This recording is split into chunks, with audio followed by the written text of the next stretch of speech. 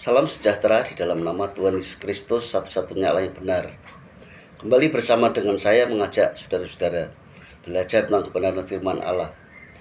Saya mau mengajak saudara membahas tentang dua ayat saja, yaitu 1 Yohanes 5 ayat 20 dan 21 saja.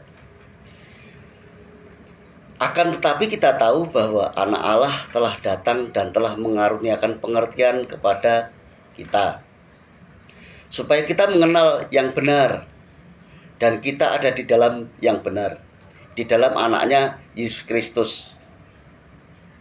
Dia adalah Allah yang benar dan hidup yang kekal. Anak-anakku, waspadalah terhadap segala berhala. Jadi ketika Yesus menjadi manusia, memperkenalkan atau menunjukkan bahwa siapa sih Allah itu, nama Allah itu siapa sih? Ya. Nama Allah adalah Yesus.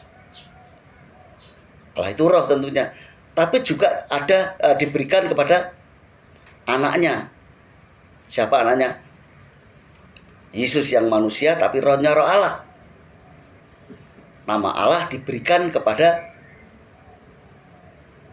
Yesus yang manusia, kira-kira begitu. Tapi bukan Yesus itu dinamai, bukan. Memang dinamai, tapi itu nama Allah.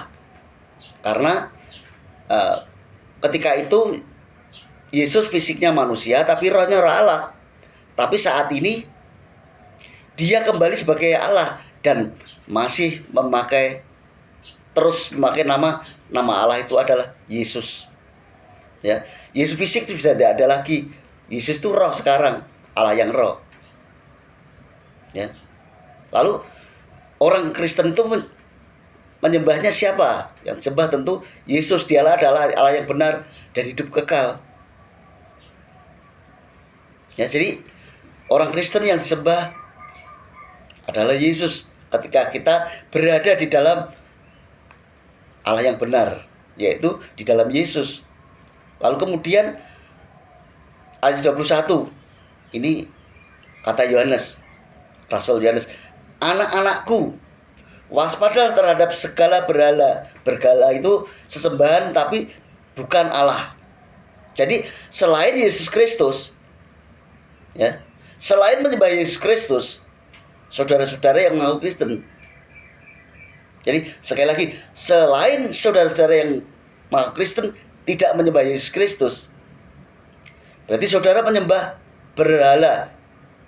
Jadi ada peringatan, anak-anakku, waspadalah terhadap segala berhala. Berhala itu segala sesuatu yang kita idolakan, kita sembah, kita agungkan. Tapi kita sudah mendapat pengertian karena anak Allah telah datang kepada menjadi manusia, telah mengaruniakan pengertian kepada setiap kita lewat apa? Firman-Nya. Supaya kita mengenal yang benar.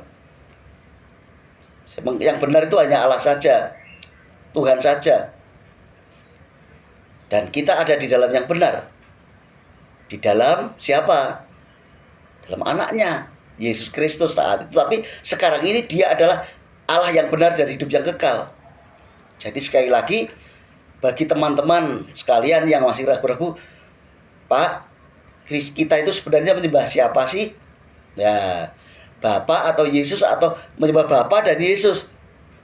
Katanya doktrin saudara atau gereja saudara doktrinnya Allah tiga dalam satu kesatuan. Kalau hanya dua, yang satu kok tidak kau sembah, itu kan salah nanti. Nah ini aja sudah saudara bingung. Jangan bingung saudara. Orang Kristen itu yang disembah Yesus Kristus. Dia adalah Allah yang benar, hidup yang kekal. Sekali lagi ayat 21. Peringatan dari Rasul Yohanes. Anak-anakku, waspadalah terhadap segala berhala. Jadi orang Kristen yang tidak menyembah Yesus Kristus dan menjadikan dia sebagai satu-satunya Allah, dia pasti menyembah berhala. Nah, ini ayatnya ada. Bukan pajangan ini, bukan kebetulan nih. Ayat ini memang ditempelkan di sini. di atasnya supaya kita mengenal kebenaran, kita berada dalam kebenaran dan mengerti siapa Allah yang benar, hidup yang kekal, Yesus Kristus.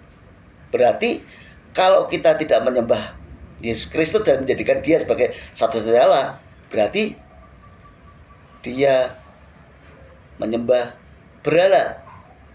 Dia mendewakan berhala. Karena hanya satu yang harus kita sembah, yaitu Yesus Kristus. Ini demi kebaikan teman-teman yang bingung, menjawab teman-teman yang bingung. Udah jadi Kristen lama banget. Umurnya berapa? Ada yang 18, katanya 21, Pak. Kok kamu bingung? Ya, kok kamu bingung siapa yang sembah? Ada yang nyembahnya gini, berdoa Bapa dalam nama Yesus. Ya, itu salah. Doa aja pada Yesus. Sudah ada contohnya. Yesus sendiri berfirman di Yohanes 14 ayat 14.